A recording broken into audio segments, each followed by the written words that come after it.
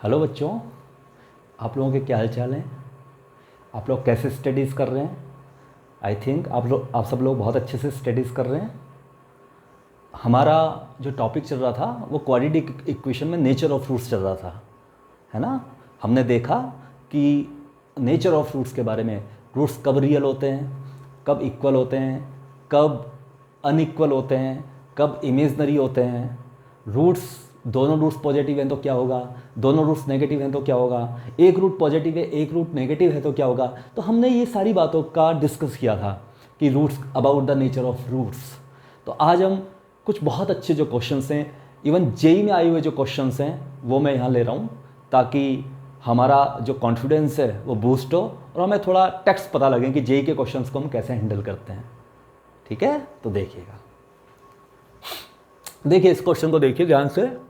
ये क्वेश्चन कह रहा है let 4x² minus 4α minus 2x plus alpha minus 2 equal to 0 where alpha is real number be a quadratic equation, then find values of alpha for which roots are real and distinct, roots are equal, roots are imaginary, roots are opposite in sign, roots are equal in magnitude and opposite in sign. ये कह रहा है ये quadratic equation है साहब, ये जो आपको दिया गया है ये दिख भी रहा है, सेकंड ऑर्डर का इक्वेशन है, दैट इज क्वाड्रेटिक इक्वेशन। ठीक है, ये कह रहा है ये जो अल्फा है, इस अल्फा का वैल्यू पता लगाना है।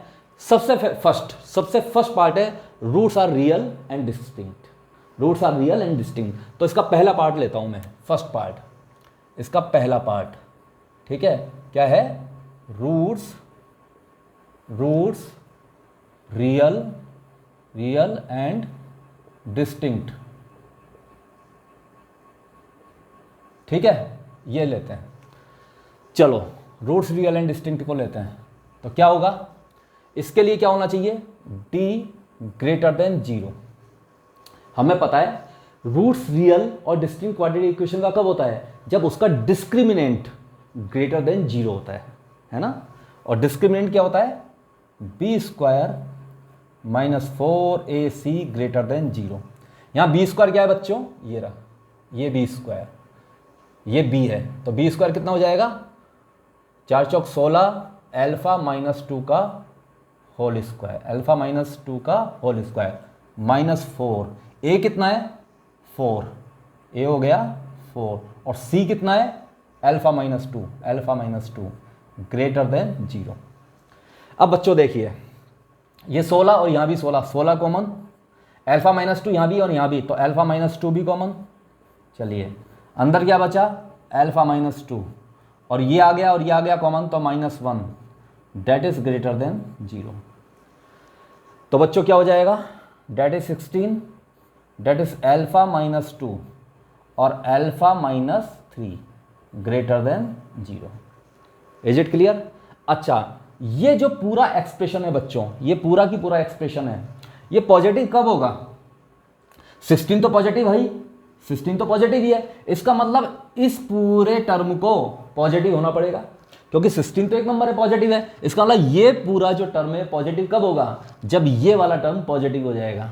इसका मतलब alpha minus 2 alpha minus 3 this is positive. Is it clear, ये पॉजिटिव होना चाहिए। Is it clear. अब बच्चों बात ही आती है ये पॉजिटिव कैसे पता लगेगा, तो इसको जब मैंने नंबर सिस्टम वाला जो हमारा टॉपिक है वो देखिएगा। ठीक है, नंबर सिस्टम वाले में मैंने बता रखा है कि हम नंबर्स से हम कैसे पता लगाएंगे कि कहाँ पर क्वाड्रेटिक एक्सप्रेशन पॉजिटिव है और कहाँ पर नेगेटिव। तो इसको हम कैसे करेंगे, देखिए हमने एक रियल लाइन को ड्रॉ किया, इसको 0 करने पर मिलेगा 2, इसको 0 करने पर मिलेगा 3, ये आ गया 3 और ये आ गया 2। अब बच्चों देखिए 3 के इधर क्या होगा, जितनी भी वैल्यूज आएंगी 3 के इधर, वहां पर ये एक्सप्रेशन होगा पॉजिटिव। देखिए यहां सपोज करिए 4 रखी है, तो 4 - 3 1 और 4 - 2 2, तो प्रोडक्ट क्या आ गया पॉजिटिव। चलो 5 रख लो, 5 - 3 2, 5 - 2 3 पॉजिटिव। तो 3 से जितनी भी वैल्यूज आएंगी ज्यादा, उन पर ये एक्सप्रेशन क्या हो जाएगा, पॉजिटिव। अब देखिए 3 से कम और 2 से बड़ी जो वैल्यूज होगी उस पर क्या हो जाएगा, 3 से तो कम होगा और 2 से बड़ा, तो 3 से कम होगा तो ये नेगेटिव और 2 से बड़ा होगा तो ये पॉजिटिव। तो प्रोडक्ट क्या हो गया, नेगेटिव। और 2 से छोटी वैल्यूज पे ये भी नेगेटिव और ये भी नेगेटिव, तो प्रोडक्ट क्या बना, पॉजिटिव। 2 से छोटी वैल्यू 1 ले लो, है ना बच्चों। तो 1 - 3 -2 और 1 - 2 -1, इज इट क्लियर। तो ये भी नेगेटिव हो जाएगा, ये भी नेगेटिव, तो प्रोडक्ट क्या हो गया, पॉजिटिव। तो 3 से बड़ी जितनी भी वैल्यू जाएंगी वहां पर ये प्रोडक्ट होगा पॉजिटिव, 2 और 3 के बीच में जितनी भी वैल्यू जाएंगी वहां पर ये प्रोडक्ट होगा नेगेटिव, और 2 से छोटी जितनी भी वैल्यू आएंगी वहां ये प्रोडक्ट आएगा पॉजिटिव। Is it clear. अब आप कहोगे 2 और 3 का कैसे पता लगा, बहुत सिंपल, इसको 0 के बराबर किया तो 3 आ गया, इसको 0 के बराबर किया 2 आ गया। फिर हमने देख लिया कि 3 से इधर पॉजिटिव है नेगेटिव, 3 और 2 के बीच में पॉजिटिव है नेगेटिव, और 2 से पहले पॉजिटिव है या नेगेटिव। Is it clear. हमें कौन सा केस लेना है बच्चों हमें कौन सा केस लेना है जहां पर ये एक्सप्रेशन पॉजिटिव होगा। Is it clear. तो पॉजिटिव कहां है, एक तो यहां है, 3 से बड़ा जितना भी वैल्यूज है वहां पॉजिटिव है, और 2 से छोटा जितना भी वैल्यूज है वहां पॉजिटिव है। तो ये क्या इंप्लाई कर रहा है, ये इंप्लाई कर देगा कि आपका अल्फा या तो 2 से छोटा होना चाहिए, यानी -∞ से 2 के बीच में। Is it clear. यूनियन 3 से बड़ा, यूनियन 3 से इनफाइनाइट, यानी इधर भी पॉजिटिव है और इधर भी पॉजिटिव है, इनफाइनाइट से 2 और 3 से इनफाइनाइट, बस इस बीच में नहीं होगा, क्योंकि हमें तो पॉजिटिव चाहिए। क्लियर हो गया, बिल्कुल क्लियर बच्चों। तो I think roots are real and distinct, ये पता लग गया आपको। अच्छा बच्चों एक चीज बताओ, यदि इस क्वेश्चन में सिर्फ ये पूछता कि रूट्स आर इक्वल तो हम क्या करते। मान लो ये पूछता इस क्वेश्चन में कि रूट्स इक्वल हैं, सपोज करो ये पूछ लेता, सपोज करो इस क्वेश्चन की जगह होता रूट्स आर रियल, रूट सिर्फ रियल हैं, तो हम क्या करते हैं बच्चों। अब रियल में इक्वल भी हो सकते हैं और अनइक्वल भी हो सकते हैं। अच्छा अनइक्वल होगा तो ये होगा, लेकिन इक्वल भी तो हो सकता है ना। तो इक्वल वाले केस में एक इक्वलिटी साइन हो रहा जाएगा।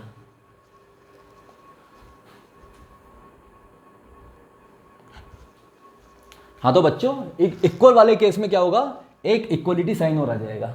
Is it clear.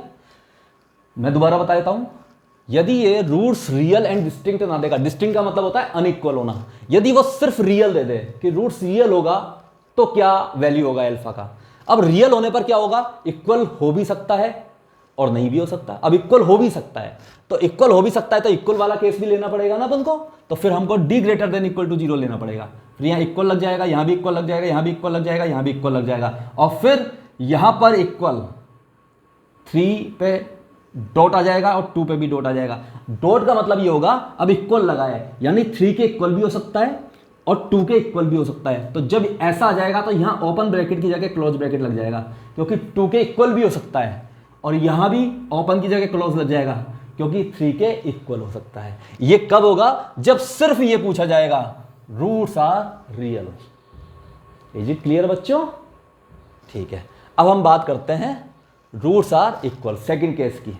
बहुत ईजी है, ये तो आप खुद ही बता सकते हैं, आंख बंद करके आप खुद बता सकते हैं ये तो, कि क्या कहते हैं सेकंड केस है रूट्स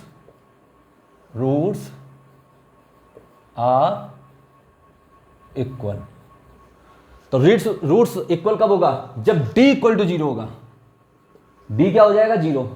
d का मतलब discriminant of quadratic equation is 0, it mean roots are equal, और ये हम स्टडी कर चुके हैं। तो ये 0 हो जाएगा, इस केस में ये 0, इस केस में फिर ये 0, बस ये 0, ये 0, ये 0।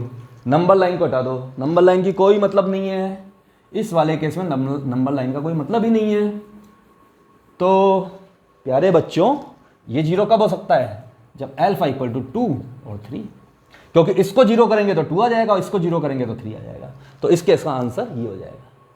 यहां तक क्लियर है बच्चों। चलिए अब बात करते हैं roots are imaginary, third case का।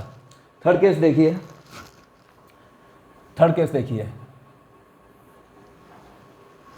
Roots are imaginary. अच्छा बच्चों रूट्स इमेजनरी का केस में क्या होता है, d लेस देन 0 होगा, है ना। जब डिस्क्रिमिनेंट लेस देन 0 हो जाएगा तो रूट्स क्या हो जाएंगे, इमेजनरी। ये हम पढ़ चुके हैं, वी हैव ऑलरेडी स्टडीड, ठीक है। तो ये नेगेटिव हो जाएगा बच्चों, फिर ये भी नेगेटिव हो जाएगा, फिर ये भी नेगेटिव हो जाएगा, फिर ये भी नेगेटिव हो जाएगा, फिर ये भी नेगेटिव हो जाएगा। अब देखिए अब ये नेगेटिव का कैसे पता लगाएंगे, फिर वही हम एक काम करेंगे, नंबर लाइन को ड्रॉ करेंगे, ठीक है। ये हमने नंबर लाइन ड्रॉ किया, इज इट क्लियर। यहां हमने क्या किया, इसको 0 के बराबर करूंगा 3, इसको 0 के बराबर 2, 3 से बड़ी वैल्यूज के लिए पॉजिटिव, 2 और 3 के बीच के वैल्यूज के लिए नेगेटिव, 2 से कम वैल्यूज के लिए पॉजिटिव। हमें कौन सा केस लेना है, जहां पर ये प्रोडक्ट नेगेटिव होगा। नेगेटिव कहां है, 2 और 3 के बीच में, तो यहां आ जाएगा alpha belong to 2 to 3, is it clear. तो अल्फा की इन वैल्यूज के लिए ये जो क्वाड्रेटिक इक्वेशन है, इसके रूट्स क्या होंगे, इमेजनरी हो जाएंगे। ठीक है बच्चों, क्लियर। चलो, आई थिंक आपने बहुत अच्छे समझ लिया होगा इसको, और आप इन सबको पॉज कर करके आप इनको कॉपी में राइट डाउन करिए। अब हम इसका फोर्थ केस लेते हैं, roots are opposite in sign. चलो, roots are opposite in sign, ये वाला केस लेते हैं, देखिएगा।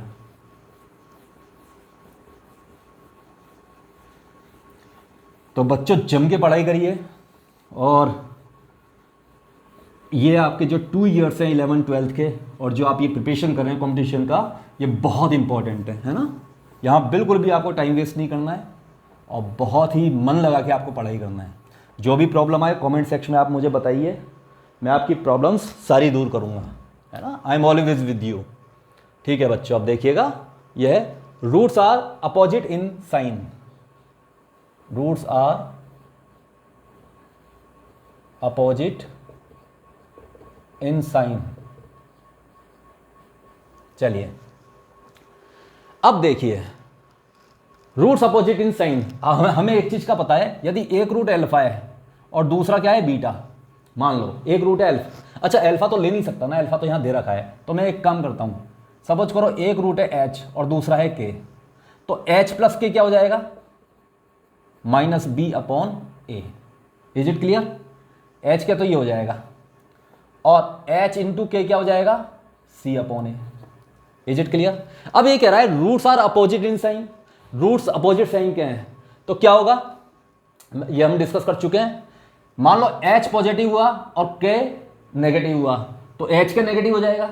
अच्छा, एच नेगेटिव हुआ और के पॉजिटिव हुआ, तो भी एच के नेगेटिव हो जाएगा।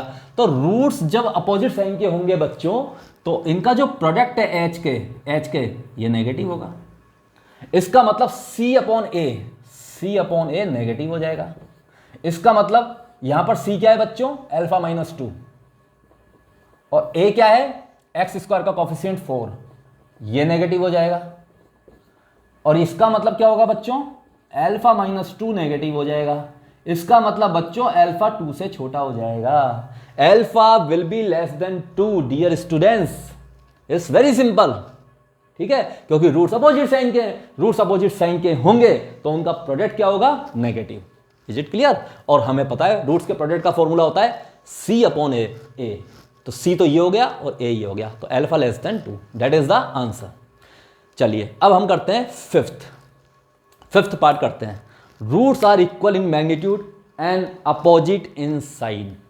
ठीक है, तो देखिए, ये इसको हम मिटा देते हैं, देखिए। चलिए, ये फॉर्मूला तो यही रहेगा। अच्छा, opposite in sign, fifth, and equal in magnitude.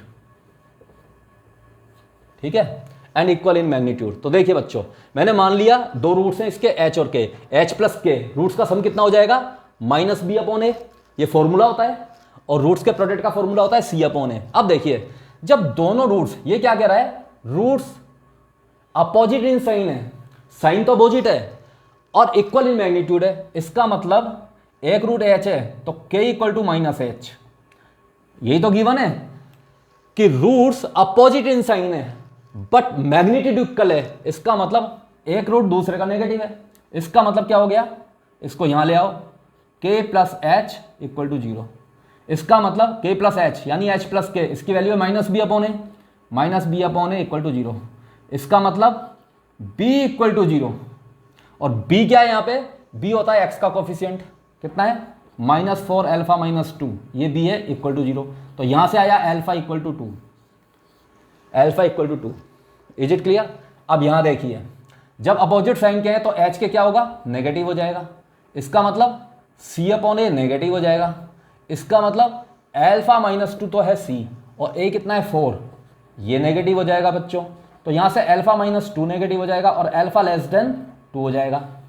अब बच्चों देखिए, हमको वो कंडीशन लेनी है जो इसको भी मैच कर जाए और इसको भी मैच कर जाए, यानी ये कंडीशन भी फुलफिल हो जाए, क्योंकि ये भी तो आ रहा है ना, जब अपोजिट साइन होगा और इक्वल मैग्नीट्यूड होगा तो रूट्स का सम 0 हो जाएगा। तो ये कंडीशन भी ट्रू होनी चाहिए और ये भी ट्रू होनी चाहिए। तो क्या ऐसा हो सकता है बच्चों कि अल्फा 2 के भी बराबर हो जाए और 2 से भी छोटा हो जाए? नहीं हो सकता, क्योंकि 2 से छोटा होगा तो 2 के बराबर तो हो ही नहीं सकता। तो यहां से इन दोनों से हम कह सकते हैं no value of alpha, alpha का कोई वैल्यू नहीं होगा जो इस वाले पॉइंट को सेटिस्फाई कर जाए।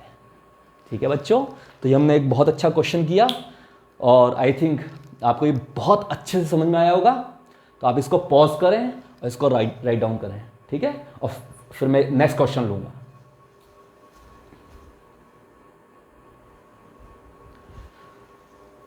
बच्चों ये क्वेश्चन देखिएगा,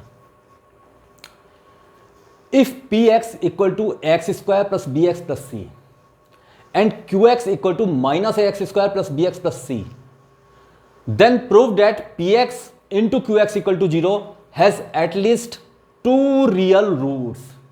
बच्चों ये एक क्वाड्रेटिक एक्सप्रेशन है, ये एक दूसरा क्वाड्रेटिक एक्सप्रेशन है। हमको ये प्रूव करना है कि इन दोनों क्वाड्रेटिक एक्सप्रेशन का जो प्रोडक्ट होगा, is it clear, that is equal to 0। तो ये जो इक्वेशन है दोनों के प्रोडक्ट का 0, इज इट क्लियर, ये इक्वेशन जो है उसके कम से कम 2 रियल रूट तो होंगे, 2 रियल रूट तो होंगे कम से कम। Is it clear? तो देखिए, ध्यान से देखिए, आपको ये है जो इक्वेशन दी है px into qx equal to 0। ठीक है बच्चों, ये इक्वेशन दी है। अब देखिए px क्या है, ax square plus bx plus C, ये है px।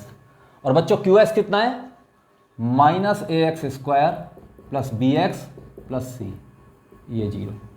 Is it clear? ये हो गया बच्चों px और ये हो गया qx, that is equal to 0। Is it clear? अब हमें ये बताना है ये जो 4 डिग्री का इक्वेशन बनेगा, क्यों? क्योंकि इसको यदि मैं मल्टीप्लाई करूंगा तो मैक्सिमम x का पावर बच्चों कितना आएगा, 4। इसको इससे मल्टीप्लाई करूंगा तो x का मैक्सिमम पावर आएगा 4। ठीक है, तो ये 4 डिग्री का इक्वेशन है एक तरह से। Is it clear? तो इसका multiply that is equal to 0। ये इक्वेशन का ये बताना है ये कम से कम 2 रियल रूट्स तो होगा। Is it clear? अब देखिए, इसका जो डिस्क्रिमिनेंट होगा बच्चों, इसका जो डिस्क्रिमिनेंट होगा उसको बोल देता हूं मैं d1 और इसके डिस्क्रिमिनेंट को बोल देता हूं d2। इज इट क्लियर बच्चों? अब देखिए d1 कितना हो जाएगा, d1 कितना हो जाएगा बच्चों, d1 b square minus 4ac और d2 कितना हो जाएगा, b स्क्वायर माइनस 4। अच्छा, यहां माइनस ए है बच्चों, देखिएगा यहां तो a है और यहां माइनस है, तो यहां मैं लिखूंगा minus ac and that is equal to b square plus 4ac। Is it clear? अब बच्चों मैं केस फर्स्ट लेता हूं, case first. Is it clear? Case first. अब देखिए बच्चों, केस फर्स्ट में मुझे बच्चों जो AC है, AC product, is it clear, AC product के बारे में मुझे कुछ पता नहीं है, I don't know anything about AC product. Is it clear बच्चों? अब A और C का प्रोडक्ट 2 ही केस हो सकते हैं, या तो AC का प्रोडक्ट पॉजिटिव होगा या A और C का प्रोडक्ट नेगेटिव होगा। केस तो 2 ही हो सकते हैं, या तो AC का प्रोडक्ट जो होगा AC वो पॉजिटिव हो जाएगा या नेगेटिव। तो केस फर्स्ट में लेता हूं AC positive. Is it clear? तो AC यदि पॉजिटिव हो गया तो ये इस बात को इंप्लाई कर देगा कि D2 जो होगा, D2 पॉजिटिव होगा ही होगा। Is it clear? देखो केस फर्स्ट में यदि AC पॉजिटिव हो गया तो ये भी पॉजिटिव और ये भी पॉजिटिव, तो पॉजिटिव में पॉजिटिव बच्चों ऐड हो जाएगा, तो D2 तो पॉजिटिव होगा ही होगा ना, D2 तो पॉजिटिव होगा ही होगा। Is it clear? होगा ही होगा ना। लेकिन यदि AC पॉजिटिव हो गया, इज इट क्लियर, तो ये टर्म तो हो जाएगा नेगेटिव और ये हो जाएगा पॉजिटिव। अब यदि ये टर्म इससे बड़ा हो गया तो पॉजिटिव होगा, लेकिन ये वाला टर्म बच्चों इससे छोटा हो गया तो नेगेटिव हो जाएगा। यानी जब AC पॉजिटिव होगा तो मैं I am very sure to say that D2 is positive, but I am not sure to say D1 is positive. Is it clear? Clear?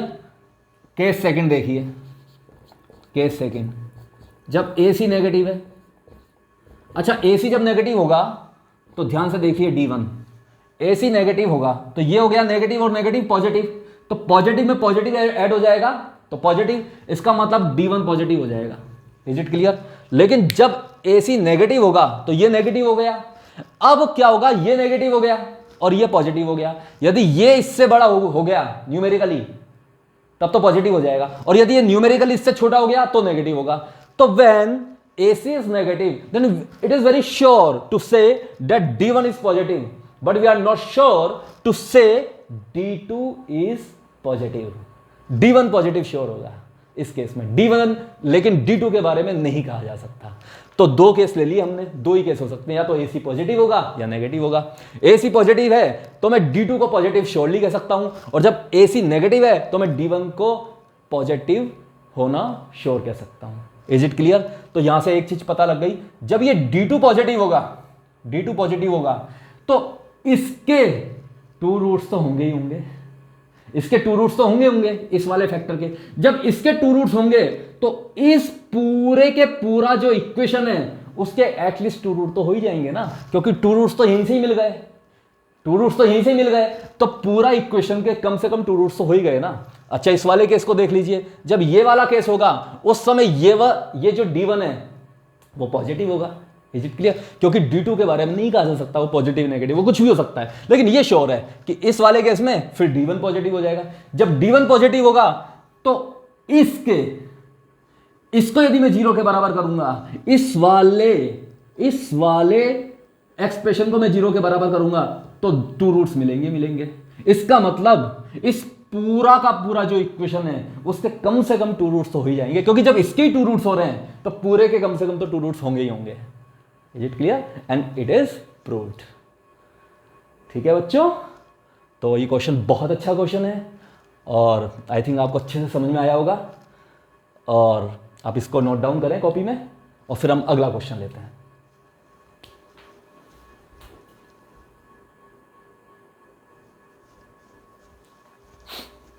हाँ, तो डियर स्टूडेंट्स, ये क्वेश्चन देखिए, इट्स वेरी गुड क्वेश्चन।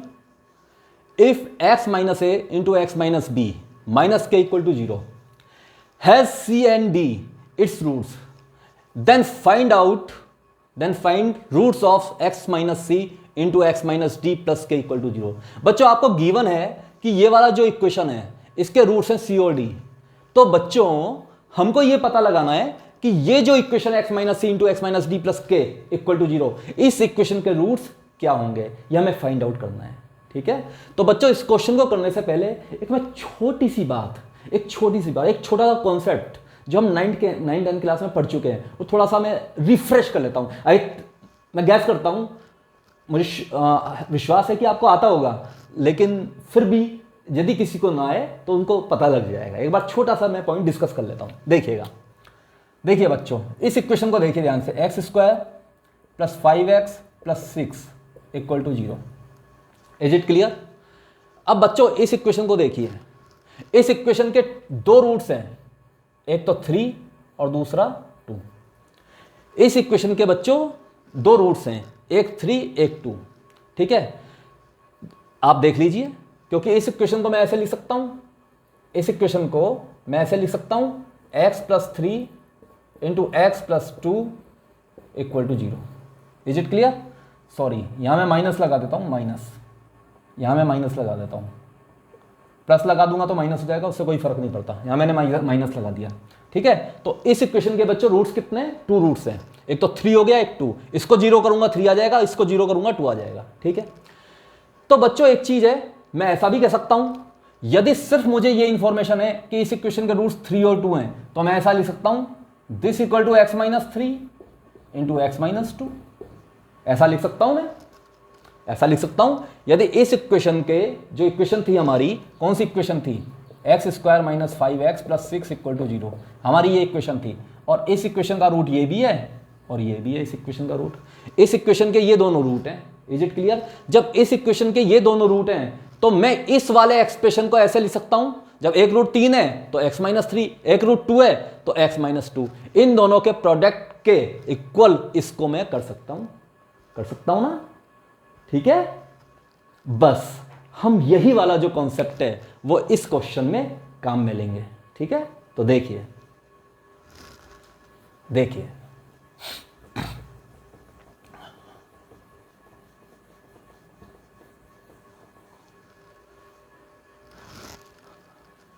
अच्छा, देखिए बच्चों, ये है x minus ए और x minus B minus K equal to 0, ये इक्वेशन है। अच्छा, इस इक्वेशन के रूट्स कितने दे रहा है? 2 रूट्स दे रहा है। इस इक्वेशन के कितने रूट्स दे रहा है? 2, एक तो c और ये एक d।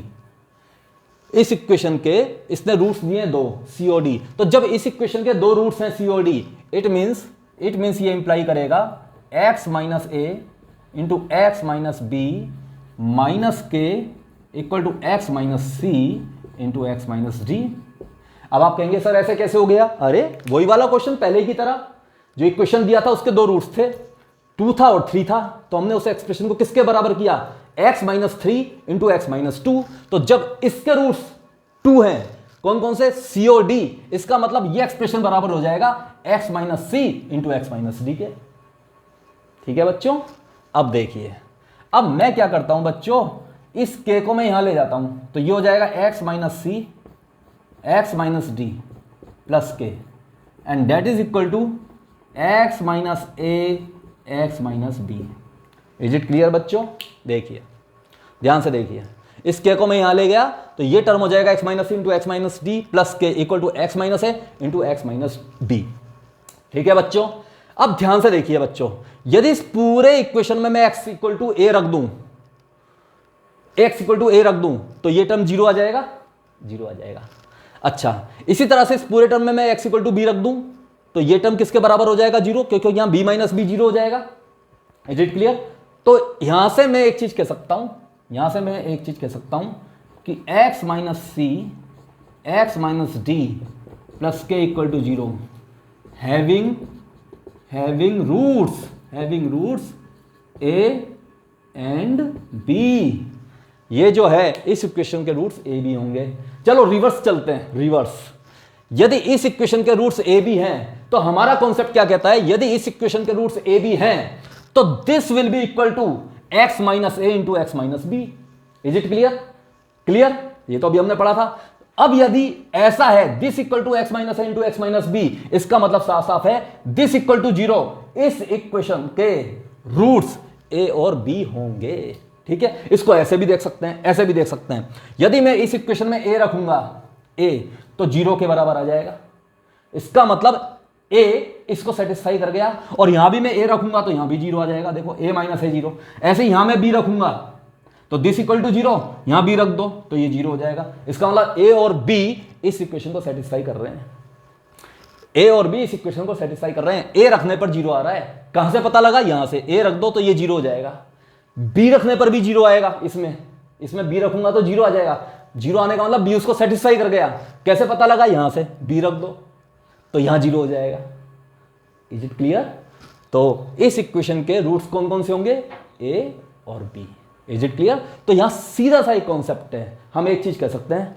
ठीक है? तो हमारा ये क्वेश्चन हो गया, तो हम एक चीज तो कह ही सकते हैं। देखिए, हम एक नोट लिख सकते हैं। हमने ये क्वेश्चन किया, अब हम एक नोट लिख सकते हैं। तो हम क्या नोट लिख सकते हैं, और ये हम ध्यान रखेंगे, ये तो बहुत सिंपल सा नोट है, हमें पता भी है लेकिन हम ध्यान नहीं रखते हैं बस। तो नोट क्या हो गया? पहला note, if alpha beta are roots of ax square plus bx plus c equal to 0। If alpha beta roots of ax square plus bx plus c equal to 0, then ax square plus bx plus c equal to ax minus alpha और x minus beta. Is it clear? अब आप कहेंगे sir alpha beta इसके roots हैं, तो this should be equal to x minus alpha into x minus beta ही आना चाहिए। सर ए कहां से आ गया? आप बोलेंगे मुझे सर ए कहां से आ गया, तो मैं आपसे कहूंगा बच्चों वहां ए जो पहले वाला क्वेश्चन था वहां ए की वैल्यू क्या थी, इसको मल्टीप्लाई करेंगे तो ए की वैल्यू थी 1। ए क्या होता है? एक्स स्क्वायर का कोफिशिएंट। ए क्या होता है बच्चों? एक्स स्क्वायर का कोफिशिएंट। तो एक्स स्क्वायर का कोफिशिएंट इस क्वेश्चन में क्या है? 1। तो यहां मैं 1 रखूंगा तो यही बच जाएगा। लेकिन यहां आपको 1 थोड़ी दिया, 5 भी हो सकता है, 6 भी हो सकता है, इसलिए मुझे यहां ए रखना जरूरी है।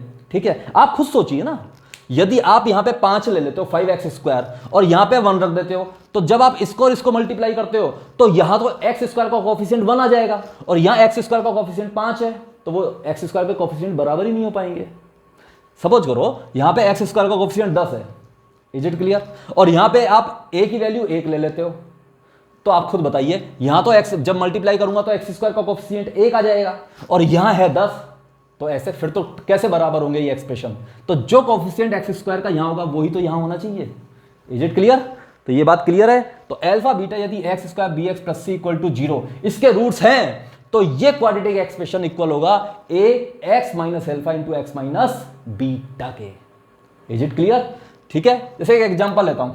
Example, if alpha beta are roots of 100x square plus 40x minus 3 equal to 0। Suppose करो alpha beta 100x square plus 40x minus 3 equal to 0 के रूट्स हैं। Is it clear? तो हम क्या लिख सकते हैं? देन इस कॉन्सेप्ट को यूज करके हम क्या लिख सकते हैं? 100x square plus 40x minus 3 equal to, अब देखिए ए कितना है? 100, x माइनस एल्फा, एल्फा कितना है? एल्फा ही है, और x minus beta. Is it clear? बस अब ये अल्फा बीटा या मान लो कोई वैल्यूज भी हैं, कोई न्यूमेरिकल वैल्यू दियो तो अल्फा की जगह वो रख दो, बीटा की जगह वो रख दो। Is it clear? तो I think not first clear हो गया होगा आपको। अब इसको मैं वाइस वर्सा भी कह सकता हूं, इसको यदि हम रिवर्स चलें वो भी कह सकते हैं। देखिए कैसे, देखिएगा, देखिए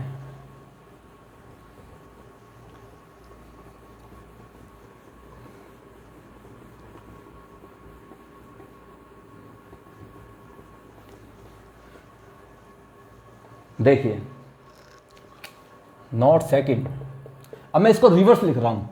if a x square plus B x plus C equal to A x minus alpha और एक्स माइनस बीटा, ये क्वाड्रेटिक एक्सप्रेशन है। इस क्वाड्रेटिक एक्सप्रेशन को बच्चों लोगों मैंने 2 लीनियर फैक्टर्स के प्रोडक्ट के फॉर्म में लिख दिया। यदि ऐसा है then a x square plus B x plus C equal to 0 के जो रूट्स होंगे वो अल्फा और बीटा हो जाएंगे। यदि x square plus B x plus C equal to this A x minus alpha into x minus beta है, then X square plus B x plus C equal to 0 के जो roots होंगे बच्चों alpha और beta होंगे। यहां देख सकते हो आप वैसे कैसे होंगे। यदि आप अल्फा रखोगे तो वो इसको सेटिस्फाई कर जाएगा, इस इक्वेशन को। देखो यदि आपने अल्फा रखा तो आपको क्या मिलेगा? A alpha square plus B alpha plus C equal to 0 मिल जाएगा। Is it clear? तो अल्फा को यहां रखोगे तो A alpha square plus B alpha plus C equal to 0 आ गया ना यहां से। अच्छा, इसी तरह से यहां पे आप बीटा रखोगे बोथ साइड, तो ये वाला जो टर्म है वो 0 हो जाएगा। इसका मतलब बीटा इसको भी सेटिस्फाई कर जाएगा। तो आप दोनों तरह से इसको देख सकते हैं, और ये दोनों ही नोट बहुत सिंपल से हैं और आपको याद रखने हैं। पहला क्या है? यदि अल्फा बीटा रूट्स हैं तो X square plus B x plus C equal to A x minus alpha into x minus beta, और यदि ऐसा है X square plus B x plus C equal to A x minus alpha X minus beta, ठीक है, तो A x square plus B x plus C equal to 0 के जो roots होंगे वो अल्फा बीटा होंगे। Is it clear? तो आप इसको पॉज करिए, इसको नोट डाउन करिए, और फिर मैं एक बहुत अच्छा क्वेश्चन, बहुत ही प्यारा क्वेश्चन लेता हूं।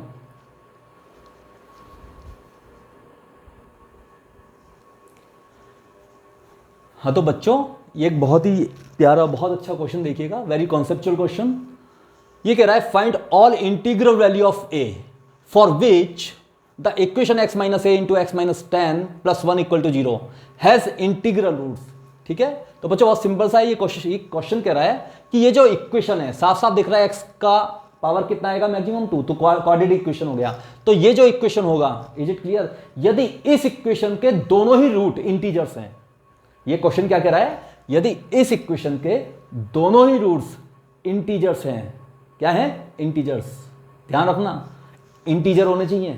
1 2 3 4 -1 2 3 -10 इस तरह से इंटीजर्स हैं दोनों ही रूट्स। Is it clear? तो ए का वैल्यू बताइए, ए की वैल्यू क्या होगी? ठीक है, अब देखिए ध्यान से, आपके पास इक्वेशन क्या है?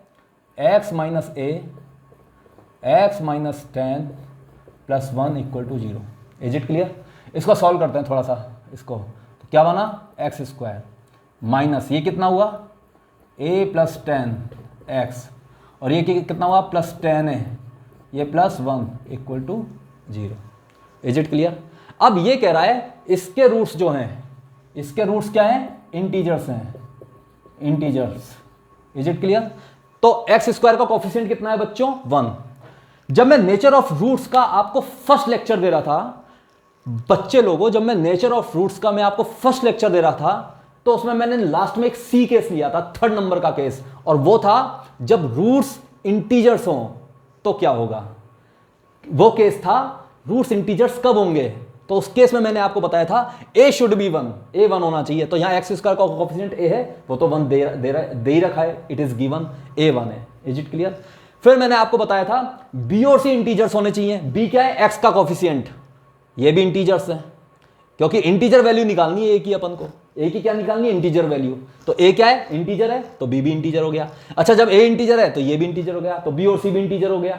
Is it clear? आप वहां जाके देख सकते हैं नेचर ऑफ रूट्स जो फर्स्ट लेक्चर है उसमें मैंने सी नंबर का जो पॉइंट लिया है वहां मैंने बहुत अच्छे से डिटेल में बताया इसको। Is it clear? तो x² का कोफिशिएंट क्या है? 1 है। x का कोफिशिएंट और कांस्टेंट टर्म ये क्या होने चाहिए? इंटीजर्स, इंटीजर्स भी हैं। तो इक्वेशन के रूट्स इंटीजर होंगे if discriminant is perfect square, if discriminant is perfect square. Is it clear? तो बच्चों इस इक्वेशन के रूट्स इंटीजर्स कब होंगे? यदि इस इक्वेशन का जो डिस्क्रिमिनेंट होगा d वो परफेक्ट स्क्वायर हो जाए। Is it clear? वो परफेक्ट स्क्वायर हो तो d निकालें। d कितना हो जाएगा बच्चों? d परफेक्ट स्क्वायर होना चाहिए। d क्या होना चाहिए? d perfect square. तो d होता है b² - 4ac। ठीक है, d क्या होता है? b² - 4ac। तो ये कितना हुआ? d। b कितना है यहाँ पे? ये a + 10 का स्क्वायर -4। a कितना है बच्चों? x² का कोफिशिएंट 1 और c कितना है? 10a + 1। तो बच्चों ये कितना हो गया? d = ये a + 10 square, that is a + 10 square minus ये 40a। Is it clear? और -4। तो बच्चों इसको थोड़ा सा सॉल्व कर लें। ये हो गया a² + 20a + 100 -40a और ये -4। Is it clear? तो बच्चों d क्या हो जाएगा? d क्या हो जाएगा बच्चे लोगों? a² प्लस अब ये है 20a और ये -40 है, तो बच्चों ये बना -20a। ये 100 में से 4 गए तो बच्चों ये बना 96। यहां तक क्लियर है? अब देखिए बच्चों बड़ा इंपॉर्टेंट पॉइंट, d = अब मैं क्या करता हूं, इसको कंप्लीटिंग ऑफ स्क्वायर मेथड लगाता हूं इसके आगे प्रोसीड करने के लिए। ठीक है, आपको पता लग जाएगा, कुछ क्वेश्चन में पता आगे लगता है कि ये काम क्यों किया है। तो इस टर्म को देखिए, इस टर्म को देखिए, तो यहां से कंप्लीटिंग स्क्वायर करें a - 10 का स्क्वायर, ये किया तो a² हो जाएगा, -20 आ जाएगा, 100 और आएगा इसमें, 100 माइनस कर दो तो 96 - 100 और हो जाएगा। Is it clear? तो यहां से बच्चों क्या आ जाएगा? इधर देखिए, d इज व्हाट? a - 10 का स्क्वायर। Is it clear? और -4। Is it clear? तो बच्चों देखिएगा ये क्या जाएगा? 4 = a - 10 स्क्वायर और -d। अब देखिएगा बच्चों ध्यान से देखिए, ये एक परफेक्ट स्क्वायर है, साफ दिख रहा है। a इंटीजर से, a क्या है? इंटीजर है। Is it clear? ये इंटीजर है। Is it clear? अब देखिए, ये देखिए ध्यान से, ये इंटीजर है। Is it clear? ध्यान से देखिएगा। तो बच्चों ध्यान से देखिए, बिल्कुल केयरफुली देखिएगा इस चीज को कि ये क्या है, साफ दे रखा है, इंटीग्रल वैल्यू बतानी है की, तो ये a जब इंटीजर है तो a माइनस 10 भी इंटीजर होगा, तो ये परफेक्ट स्क्वायर है। Is it clear? अच्छा बच्चों ये देखिए, ये जो 4 है ये भी क्या है? परफेक्ट स्क्वायर है। किसका स्क्वायर? 2 का स्क्वायर। तो ये भी परफेक्ट स्क्वायर हो गया, ये भी परफेक्ट स्क्वायर हो गया। अब बच्चों देखिए, ये भी परफेक्ट स्क्वायर है d। अब आप कहेंगे कैसे? अरे इंटीजर्स यदि सॉल्यूशन लेने, इंटीजर रूट्स लेने तो पहले ही बता दिया d is perfect square, d तो परफेक्ट स्क्वायर होना ही चाहिए, तो ये भी परफेक्ट स्क्वायर है। अब दो परफेक्ट स्क्वायर का, ये दोनों परफेक्ट स्क्वायर हो गए तो उनका डिफरेंस भी परफेक्ट स्क्वायर कब आएगा? ये एक ही केस में हो सकता है बच्चों, when d is 0, when d equal to 0। और जब d 0 हो जाएगा तो ये कितना हो जाएगा? 4 equal to 4 equal to a minus 10 का स्क्वायर। तो a माइनस 10 इक्वल टू क्या हो जाएगा? Plus minus 2। जब मैं प्लस 2 लूंगा तो a इक्वल टू आ जाएगा 12, और जब मैं माइनस 2 लूंगा तो ये हो जाएगा 8। तो 2 वैल्यू आ जाएंगी बच्चों 12 और 8। Is it clear? ध्यान से देखो बच्चों, इस क्वेश्चन में जो सारा खेल है, सार सब कुछ जो इसमें करना है वो इसका 2 पॉइंट है। एक तो ये पता लगाना कि d परफेक्ट स्क्वायर होना चाहिए, तो ये तो आपको पता लग ही गया कि यदि इसके दोनों ही रूट इंटीजर्स होंगे तो d क्या होना चाहिए? Perfect square. ये मैं पहले लेक्चर क्लास में अच्छे से बता चुका हूं। अब ये देखिए, यहां देखिए इसको, ठीक है, यहां देखिए ये d इक्वल टू ये आ गया, ठीक है। अब मैंने क्या किया? 4 को यहां ले गया, d को यहां ले गया। अब आप कोई भी दो परफेक्ट स्क्वायर ले लीजिए। सपोज कीजिए आप एक लेते हैं, सपोज करिए 9, और एक लेते हैं 4, तो इनका भी डिफरेंस क्या आएगा? 5, जो कि परफेक्ट स्क्वायर नहीं है। Is it clear? तो दो कोई भी नंबर ले लो आप। Is it clear? Is it clear? तो ये दो perfect square, is it clear, उनका जो डिफरेंस है वो 4 कब आएगा? Is it clear? अब आप ध्यान से चलो, अब आप मुझसे एक चीज कहोगे, सर सपोज करो ये तो हो जाए 10 स्क्वायर और ये हो जाए सर 8 स्क्वायर, ठीक है। तो मैं कहूंगा ठीक है बच्चों, ये क्या हो गया? 100, और ये क्या हो गया? 64, तो ये हो गया 36, और ये क्या हो गया? 6 स्क्वायर। 6 स्क्वायर आ रहा है, 2 स्क्वायर नहीं आ रहा बच्चों, 2 स्क्वायर नहीं आ रहा। तो बच्चों ऐसे दो परफेक्ट स्क्वायर जिनका डिफरेंस 2 स्क्वायर आ जाए वो हो ही नहीं सकता। ऐसे दो परफेक्ट स्क्वायर, दोबारा कह रहा हूं, ऐसे दो परफेक्ट स्क्वायर नंबर, ऐसे दो नंबर जो परफेक्ट स्क्वायर हो, उनका डिफरेंस यदि 4 आ जाए यानी 2 का स्क्वायर आ जाए, ये हो नहीं सकता। Is it clear? तो ये वाली कंडीशन जब भी फुलफिल हो सकती है जब d 0 हो जाए। Is it clear? तो जब d 0 हो जाएगा तो this equal to 4 and this equal to 12, a equal to 12 and 8, and it is very very good question. तो आई थिंक आपने बहुत अच्छा बच्चों अंडरस्टैंड किया है, बहुत अच्छा आपने समझा है। और क्या कहते हैं, हमने नेचर ऑफ फ्रूट्स पे काफ़ी क्वेश्चंस किए हैं, बहुत अच्छे अच्छे क्वेश्चंस किए हैं, और मुझे विश्वास है कि आपको नेचर ऑफ फ्रूट्स बहुत अच्छे से समझ में आया है। और मैं चाहता हूँ अब आपके पास जो भी बुक्स है, आप जो भी बुक्स रखते हैं, जो भी स्टडी मटेरियल रखते हैं, आप उसको ईमानदारी से उसके क्वेश्चंस करें, और जहाँ भी जो डाउट हो वो मुझसे आप डिस्कस कर सकते हैं कमेंट्स में, और मैं वीडियोस के थ्रू ही आपके जो डाउट्स हैं उनको क्लियर करूँगा, ठीक है। अब हम जो अगला हमारा जो लेक्चर होगा, इज इट क्लियर, वहाँ हम बात करेंगे कि कोई क्वाड्रेटिक एक्सप्रेशन का कैसे पता लगे कि एक परफेक्ट स्क्वायर है। आपको कोई भी एक क्वाड्रेटिक एक्सप्रेशन दे दिया जाएगा। Is it clear? अब हम इस बारे में बात करेंगे कि कैसे पता लगे, क्या क्या कंडीशन होंगी कि वो परफेक्ट स्क्वायर बन जाए, और इस पे बेस्ड जो क्वेश्चन हैं वो करेंगे, क्योंकि इस तरह के क्वेश्चन जेईई में मेंस एडवांस में काफ़ी आते हैं, ठीक है। तो आज के लिए बच्चों इतना ही। Thank you very much.